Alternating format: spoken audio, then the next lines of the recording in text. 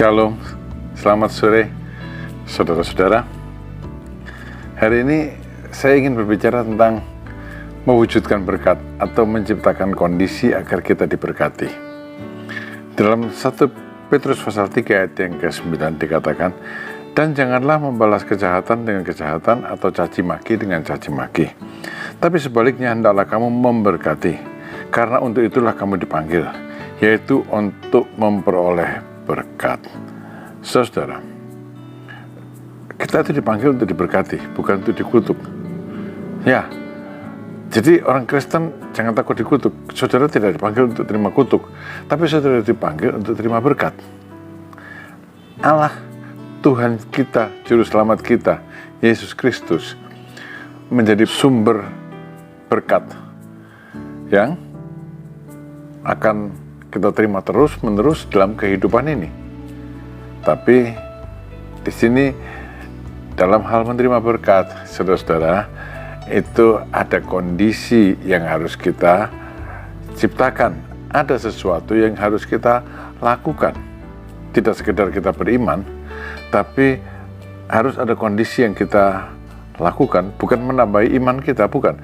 Tapi kondisi yang kita lakukan itu adalah bukti kita taat pada perintah Tuhan, bukti bahwa kita mempercayai perintah Tuhan.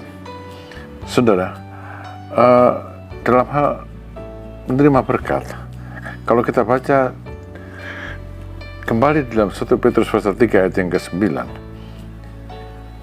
berlaku satu hukum, yaitu hukum tabur tuai. Hendaklah kamu memberkati, karena untuk itulah kamu dipanggil, yaitu untuk memperoleh berkat. Lebih dulu mana menabur sama menuai? Tidak menabur, tidak menuai. Jadi kondisi yang pertama yang kita ciptakan adalah kondisi yang ideal untuk tabur tuai. Menaburlah, maka saudara akan menuai. Menaburlah berkat, maka kita akan menuai berkat. Nah, apa yang dimaksud berkat?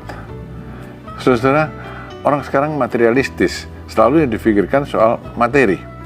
Tapi kalau kita baca di dalam 1 Petrus pasal 3 ini, ya, kita memberkati kalau kita tidak membalas kejahatan orang. Ya, tidak membalas caci maki dengan caci maki. Tidak membalas kejahatan dengan kejahatan. Ini kan perintah Tuhan. Ya, kalau saudara baca di dalam Injil Matius pasal 5, 6, 7 di khotbah di bukit, Tuhan Yesus akan mengajarkan hal ini, tidak membalas. Ya, jangan pikir, kalau kamu bisa, saya juga bisa. Bisa berbuat jahat, saya bisa berbuat lebih jahat lagi. Itu kita tidak menciptakan kondisi untuk diberkati. Kalau kita ingin diberkati, ciptakanlah kondisi untuk diberkati. Menaburlah. Dalam hal ini, secara pasif, tidak membalas kejahatan. Itu perlu kita lakukan. Ya, saudara-saudara, memang tidak mudah. Ya, memang tidak mudah. Karena dikatakan bukan cuma tidak membalas kejahatan, tapi sebaliknya, hendaklah kamu memberkati. Memberkati orang yang berbuat jahat kepada kita. Memberkati orang yang mencaci maki kita. Memberkati orang yang memfitnah kita. Nah, ini kan bukan satu hal yang mudah. Nah, Tuhan Yesus bilang, doakanlah musuhmu. Dalam doa mintakan berkat Tuhan untuk musuhmu. Siapa musuhmu? Orang yang menjahati engkau, orang yang mencaci maki engkau. Doakanlah mereka, minta supaya Tuhan memberkati mereka. Saudara, memang ini membutuhkan satu upaya yang serius, yang sungguh-sungguh. Ya, karena kalau mengikuti daging, kan kita ingin membalas lebih jahat daripada kejahatan yang ditimpakan kepada kita, atau paling tidak seimbang. Memang ini membutuhkan satu upaya yang sungguh-sungguh, yaitu penyaliban daging, penyangkalan diri. Sudah kepingin memaki, tapi kemudian kita berhenti, dan sebaliknya kita berdoa, Tuhan, berkatilah dia. Dia memaki saya karena dia tidak mengenal Engkau. Berkatilah dia. Dan seterusnya. Saudara, Ini hal pertama yang perlu kita lakukan dalam hal memberkati. Kita tidak perlu keluar apa-apa, ya, tapi yang perlu adalah menyangkal diri. Lalu yang kedua, dalam hal kamu memberkati, memang mungkin kita perlu keluar sesuatu, ya, karena kalau saudaramu kekurangan, jangan cuma bilang, ya pulang ya saya doakan Tuhan memberkati kamu. Tidak, itu tidak bisa dilakukan toh. Harus ada suatu tindakan yang konkret. Memberkati berarti memberikan sesuatu yang dibutuhkan oleh orang lain. Memang ini adalah satu pengorbanan yang jelas. Kalau tadi pengorbanan hati, kalau ini pengorbanan apa ya? Sesuatu yang konkret gitu ya. Kalau pengorbanan perasaan hati itu kan kelihatannya agak maya gitu ya. Tidak konkret, tidak bisa dihitung. Tapi kalau ini pengorbanan yang konkret yang bisa dihitung. Saudara, ada banyak orang berpikir, ya nanti kalau saya diberkati, saya akan memberkati. Mana bisa menuai sebelum menabur? Ya toh? Tidak ada orang bisa menuai kalau dia tidak menabur.